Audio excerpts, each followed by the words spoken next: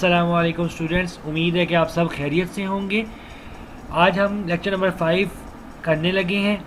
Lecture number 5 start करने से पहले मेरी आपसे रिक्वेस्ट है कि आप मेरा चैनल लाइक करें, सब्सक्राइब करें और बेल आइकन को भी जो है प्रेस कर दें, ताकि जितनी भी मैं वीडियोस, जितने भी मैं लेक्चर्स अपलोड करूं, वो टाइमली आपको जो है मिल सकें और आप इजीली वीडियोस को जो है देख सकें और अपने एग्ज़ाम्स की प्रिपरेशन भी इजीली कर सकें।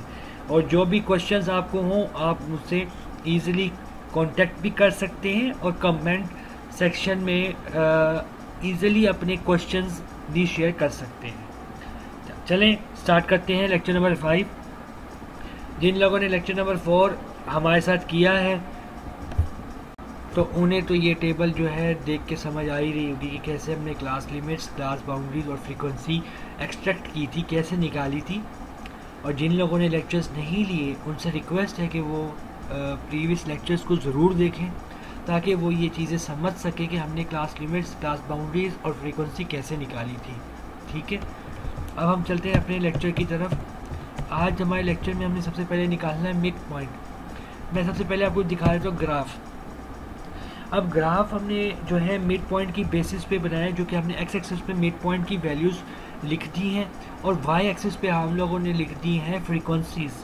ठीक है, अब आप देखें 31.45 जो है हमारे पास एक मिड पॉइंट है। ठीक है, और उसकी फ्रीक्वेंसी क्या है 2। तो हमने 31.45 के अक्रॉस जो है 2 हमने लगा दिया पॉइंट। ठीक है, इसी तरह से अब हम लोगों ने बाकी वैल्यूज़ को भी लगा दिया इसके ग्राफ के ऊपर। अब आप कहेंगे कि ये जो पूरी एक लाइन है, ये वाली पूरी लाइन जो first line and last line जो है, इसको ऐड करने का मकसद क्या है? इसको ऐड करने का मकसद ये है कि अगर तो हम ये ऐड ना करते तो हमारा ग्राफ जो है यहाँ से स्टार्ट होता, मतलब ग्राफ मतलब 0 से ना स्टार्ट होता, कहीं बीच से स्टार्ट होता, जो कि ऑकवर्ड लगता। ठीक है, तो इस वजह से हम लोगों ने अज्यूम किए हैं फर्स्ट पॉइंट, फर्स्ट जो लिमिट है हमारे पास, फर्स्ट रेंज है और लास्ट रेंज जो है हमने अज्यूम की है ऑन द बेसिस ऑफ जो हमारे पास ऑलरेडी अवेलेबल थी क्लास बाउंड्रीज। ठीक है, अगर आप ये देखें 29.95 से लेके 32.95 तक जो है 18 का डिफरेंस हमें ऑब्जर्व हो रहा है। सिमिलरली इसमें भी, सिमिलरली इसमें भी, सिमिलरली इसमें भी एंड सो ऑन। हमने क्या किया है कि देखें, अब यहाँ पे एक और पैटर्न आप ऑब्जर्व करें 32.95 मतलब ये है अपर लिमिट, सॉरी ये है लोअर लिमिट और ये है अपर लिमिट। जो पिछली क्लास होगी उसकी जो अपर लिमिट होगी, अपर लिमिट जो है नेक्स्ट क्लास की लोअर लिमिट बन जाती है इस मैथमेटिक्स स्टैटिक्स के अंदर, इस फ्रीक्वेंसी पॉलीगॉन के अंदर। तो हमने ये अज्यूम किया कि जो हमारे पास पहली जो रेंज है उसकी जो लोअर लिमिट है, लाजमी बात है जो उसकी प्रीवियस क्लास जो रेंज होगी, प्रीवियस क्लास बाउंड्री की जो पहली रेंज होगी, वो लाजमी बात है अपर लिमिट होगी। इसी तरह से हमने इसके 3 का डिफरेंस करके इसको यहाँ पे लोअर लिमिट लिख दी है। अब मिड पॉइंट कैसे निकाला आप ये पूछेंगे, तो मैं आपको एक ही बता देता हूँ हमने मिड पॉइंट कैसे निकाला। सिंपल है कि आप 29.95 plus 32.95 divided by 2, you will get the answer 31.45। सो इसी तरह से हमने बाकी मिड पॉइंट निकाले। अब 28.45 जो कि हमारा पहला मिड पॉइंट है, तो आप देखेंगे ये बिल्कुल 0 के ऊपर हमने इसको पॉइंट किया हुआ है। सही है, तो इससे क्या हुआ है कि हमारा ग्राफ जो है एक स्ट्रक्चर्ड लग रहा है। अगर यहाँ 0 पे हम कोई चीज़ या अज्यूम ना करते, मतलब एक जो लिमिट है या एक रेंज है उसको अज्यूम ना करते, हम उसको 0 पे जो है यहाँ पे अगर हम मार्क ना करते, तो आपका ग्राफ यहाँ से स्टार्ट होता है। यहाँ से 31.4 की रेंज फ्रीक्वेंसी क्या है 2 है। हमने मिड पॉइंट के अक्रॉस हमने जो है फ्रीक्वेंसी मार्क किया, तो अगर 31.4 आपकी वो है पहली, तो आपकी जो फ्रीक्वेंसी है वो 2 है, तो आपका यहाँ से स्टार्ट होता है ग्राफ, जो कि एक स्ट्रक्चर्ड नहीं लग रहा था। इस वजह से हम लोगों ने लास्ट एंड फर्स्ट जो है रेंज जो है हमने खुद से अज्यूम करके उसका मिड पॉइंट निकाल के उसको खुद से यहाँ पे, क्योंकि वैल्यू 0 दे दी। अब आप कहेंगे वैल्यू 0 कैसे दे दी, हम तो यहाँ पे कोई भी वैल्यू दे सकते हैं।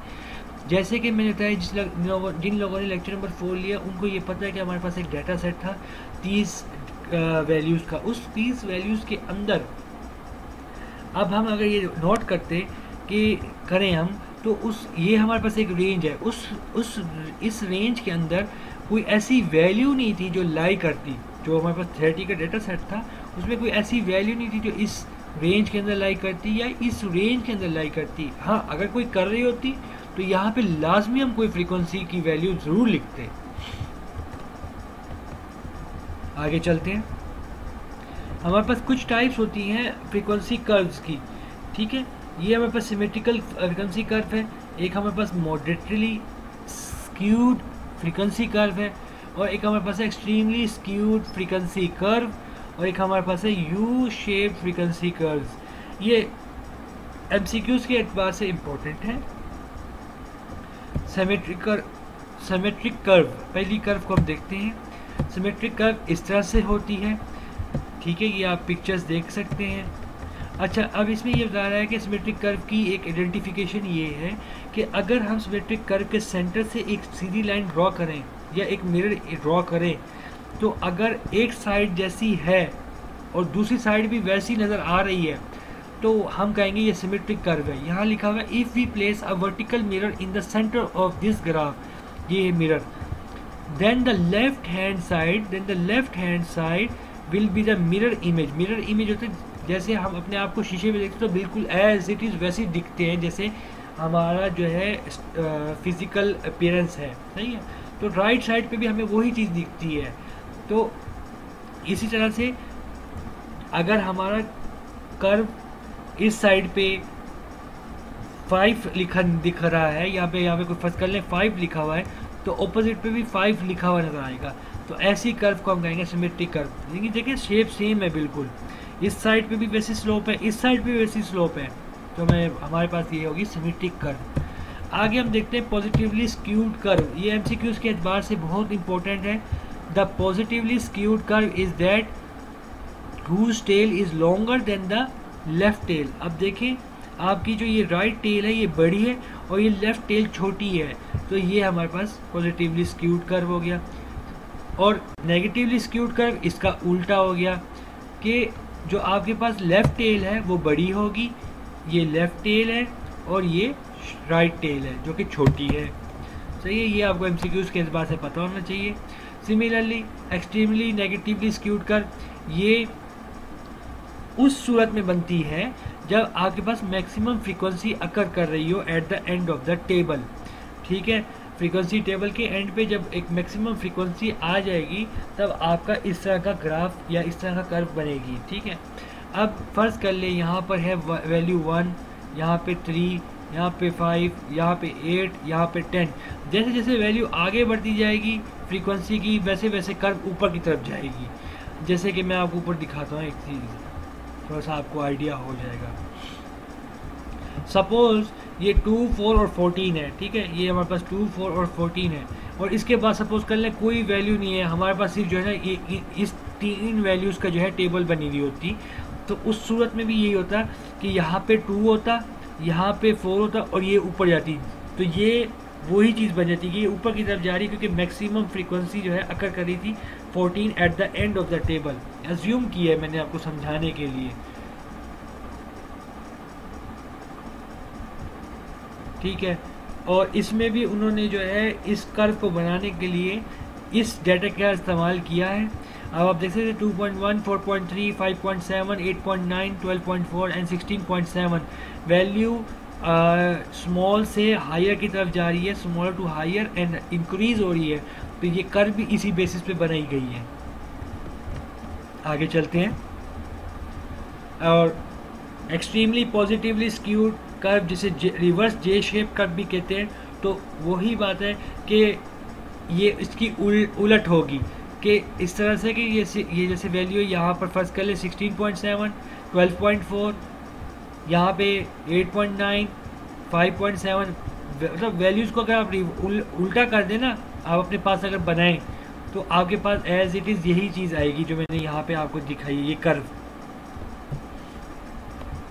यू शेप कर्व ऐसे होती है।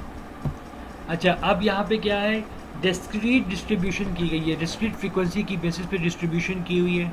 तो हमारे पास कुछ टाइप्स हैं, उनको देख लेते हैं कि पॉजिटिवली स्क्यूड डिस्ट्रीब्यूशन कैसी होती है। इसमें डाटा डिस्क्रीट होता है तो ये इस तरह से बनती है, नेगेटिवली इस तरह से बनती है, और सिमेट्रिकल जो होती है डिस्ट्रीब्यूशन वो इस तरह से बनती है। वैल्यूज़ जो है सेम रहती हैं, जैसे मैंने आपको बताया था कि कर्व जो हमने ऊपर देखा था कि अगर मिरर रखेंगे तो एक साइड पे भी वैल्यू सेम होगी, दूसरी साइड पे भी वैल्यू सेम होगी। अच्छा, अब ये क्यूमुलेटिव फ्रीक्वेंसी डिस्ट्रीब्यूशन है, इसे ओगिव भी कहा जाता है, ठीक है। इसमें हमारे पास जो क्लास बाउंड्रीज हैं वही पिछली एग्जांपल की हैं, फ्रीक्वेंसी हमारे पास वही पिछली एग्जांपल की हैं। इसमें क्यूमुलेटिव फ्रीक्वेंसी निकालने का सिंपल तरीका आपके सामने है।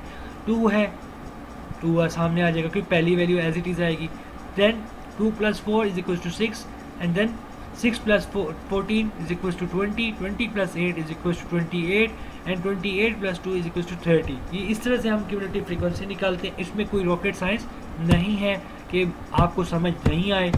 अब हम देखते हैं कि किस तरह से जो है फ्रीक्वेंसी पॉलीगॉन जैसे हमने देखा था, तो किस तरह से अब हम क्यूमुलेटिव फ्रीक्वेंसी पॉलीगॉन, और जिसे हम ओगिव भी कहते हैं, उसका जो ग्राफ है, जो उसका कर्व है, वो कैसे बनता है वो हम आपको दिखा देते हैं।